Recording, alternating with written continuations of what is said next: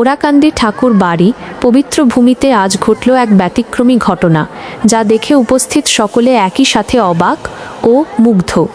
আজ দুপুরে ঠাকুরবাড়ির সামনে একটি ছোট দৃশ্য নজরে আসে, যা মুহূর্তের মধ্যে আলোচনার কেন্দ্রে চলে আসে।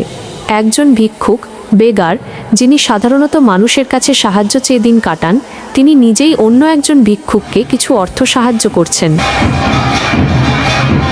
ভিক্ষা দিয়ে জীবন নির্বাহ করা এই সহজ সরল মানুষটি, যাকে অনেকেই হয়তো বোকা বলে মনে করেন, আজ তার নিজের ভাগের সামান্য সংস্থান থেকে অন্য একজন অভাবী মানুষকে সাহায্য করলেন। ঘটনাটি দেখে অনেকেই মন্তব্য করেছেন, যিনি ভিক্ষা দিচ্ছেন তার কাছে অর্থের মূল্য হয়তো কম, কিন্তু মানুষের প্রতি ভালোবাসা এবং সহানুভূতির মূল্য অনেক বেশি। নিজের সীমিত সাধ্য থাকা সত্ত্বেও একজন মানুষের এমন উদারতা, সমাজের ধনী দরিদ্রের ভেদাভেদ ভুলে গিয়ে মানুষকে সাহায্য করার যে বার্তা দেয়, তা সত্যিই অভাবনীয় এবং মানবিকতার এক উজ্জ্বল উদাহরণ। আজকের এই ছোট ঘটনাটি প্রমাণ করে, হৃদয়ের বড় হওয়ার জন্য প্রাচুর্যের দরকার হয় না, দরকার হয় কেবল সহজ সরল মন এবং ভালোবাসা।